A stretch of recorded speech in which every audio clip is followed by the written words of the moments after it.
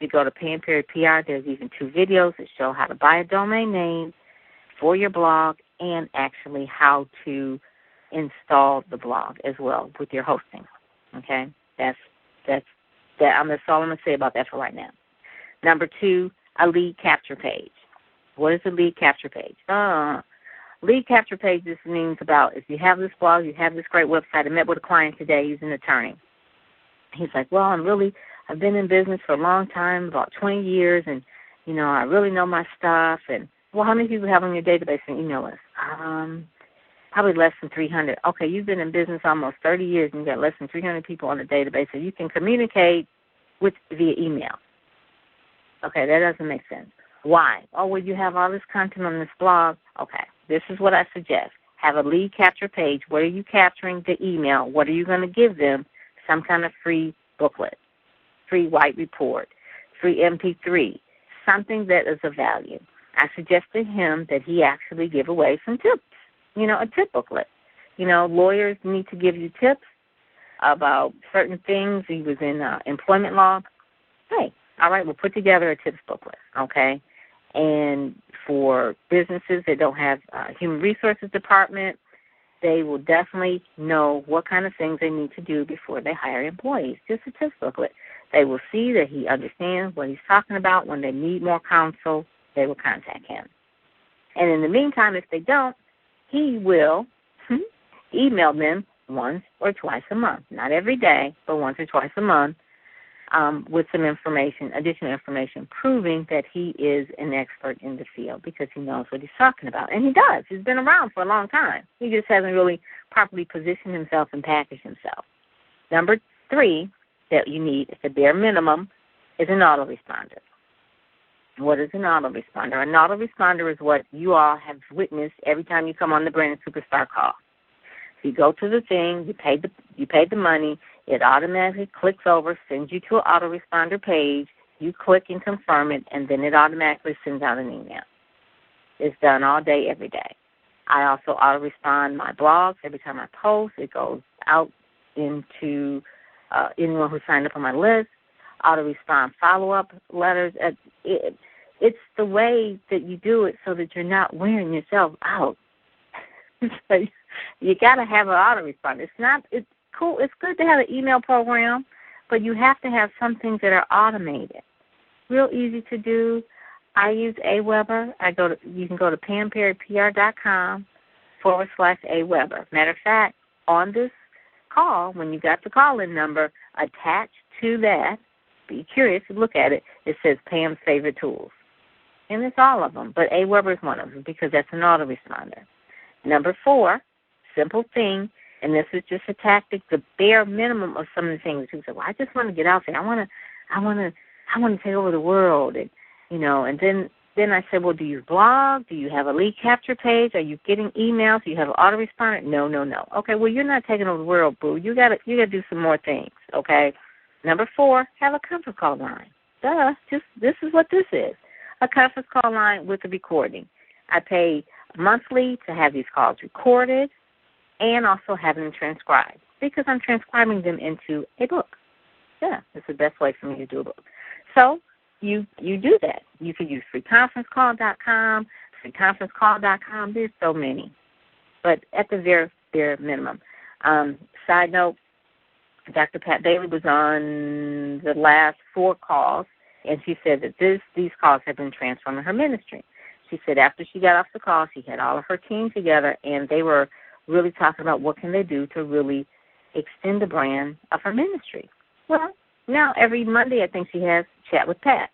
She has a conference call line. She puts up on Facebook her first call to Chat with Pat so they can know what kind of missions and things that she's doing and really have the people who are connected to her, who give to her ministry. It's just a way for them to chat with her. People who support her to go into the ministry want to hear from her live. They do. They want to hear from her live. She had 144 people on the first call. And she just did it a couple of days before. People were there. They were waiting, so they do it every week. And Dr. Pat Bailey, the book I just love called Women Risk Takers, she is not a person she's full of content, so she's always going to have something to say. So for her to have a chat with Pat works for her. Now, maybe for you, you're a little bit more high-tech, I don't want to do phone, I want to do a Google Hangout, or I want to do a webinar, I want to use GoToMeeting.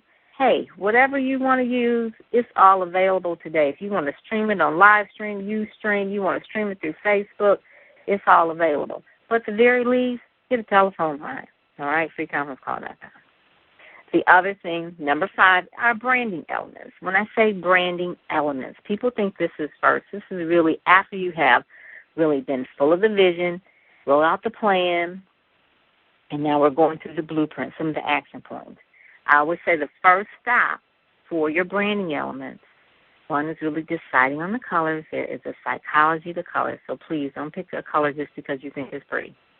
There's a psychology of the color, knowing why a certain color, why you're using it. And with those colors, you will create a logo.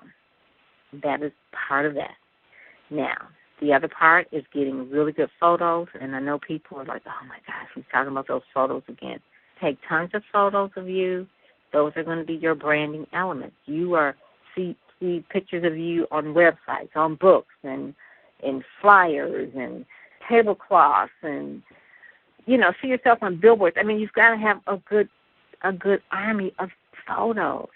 A good, make them not just headshots, but, in action, outside, and, in your element, doing the things that you do. Those are your brand shots, and that is so important. It is part of your press kit, part of the media. The better pictures you use and the more money you spend on them, that really takes you from a startup to a star. I was in New York at the New York Publicity Summit, and I want to tell you that I probably talked to about 100 different business people, authors, experts, whatever you want to call it, entrepreneurs. And there's some that stood out that were just sharp. Why were they sharp? Their branding elements were on point. The pictures were clean and crisp. They had the right paper stock for the paper. And I'm saying it didn't have to be glossy, but it was just the right stock. It was well thought out. There was one person in particular that I met that I'm definitely going to have her on my Chocolate Pages podcast, and she just wrote her first book, and she's in California, and the colors of her book were blue and green, like the apple green and then kind of a blue. She walks over to me. She has on a dress and jewelry in the same color matching her book.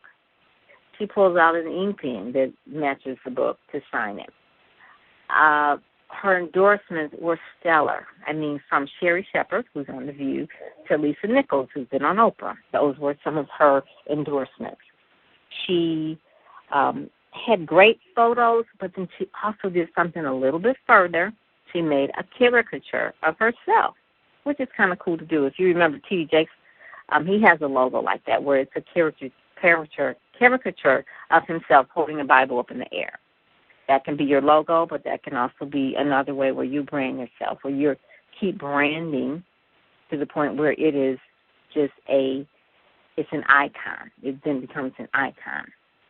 There are just so many different branding elements that are very, very important, and that is part of just sitting down and really making that deliberate thinking through, how do I want to be perceived?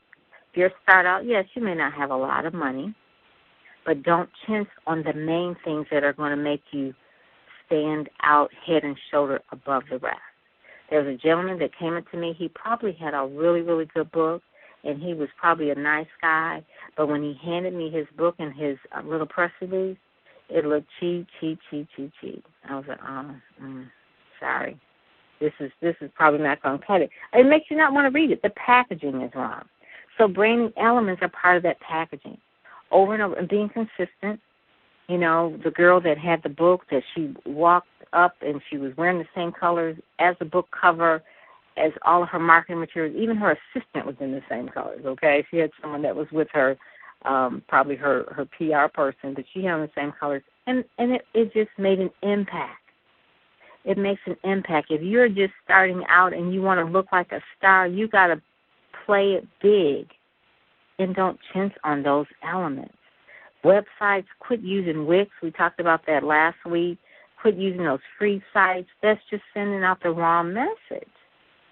So you want to make sure that you're going to go above If you're going to do the plan, put together the budget and know where you're not going to chintz. When I tell authors that they're going to do a book trailer, that book trailer will live a long, long time, all right, not just for the intro of the book. So make sure that it's professional. Don't make it just throw it together and, like no one really will notice. Yes, they will notice every single detail. And then the last part, the bare minimum, is the social networking, meaning that it's no different than when we were networking face-to-face. You join groups, you participate in groups, you maybe start a group, you hang out with different people, you follow them, you friend them, you fan them.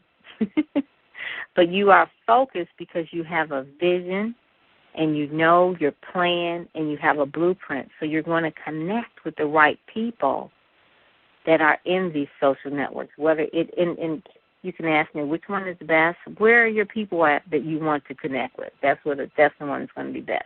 If they're in LinkedIn, then go there. If you can get more traction on Facebook, then go there. If it's on Twitter, then hang out and be a Twitter ninja. So you've got to know what it is that your vision is, who do you want to serve, and what services do you provide. All right? If you just say, well, I just want to be a superstar because I just want to be popular, well, you just need to probably hang that up and just find another thing to do, because this is too much work for you just wanting to be popular. We are not at the point where we want to do this because we need an ego boost. We're doing it because we want to make an impact, we want to make a difference. And when you want to make an impact, you want to make a difference, you're going to learn everything you need to learn. You're going to read, if you got to read, 15, 20, 30 books a year outside of the blogs and the newsletters and that sort of thing, because you're mission-driven, okay? So those are the bare minimum of the things.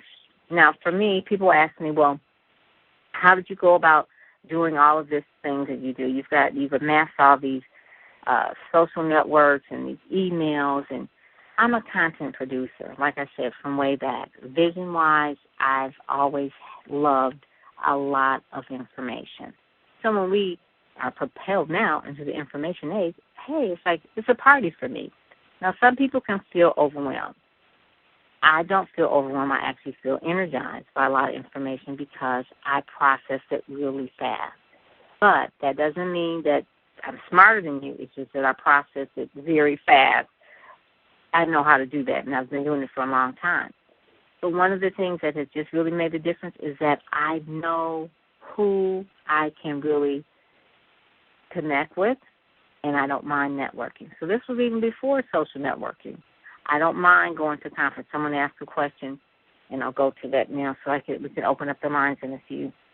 One of the things when I first started my business, Ministry Marketing Solution, obviously went through the same steps, got the logo, got the website. It's obviously changed from where it was 13 years ago to the way it is today, but I went to conferences.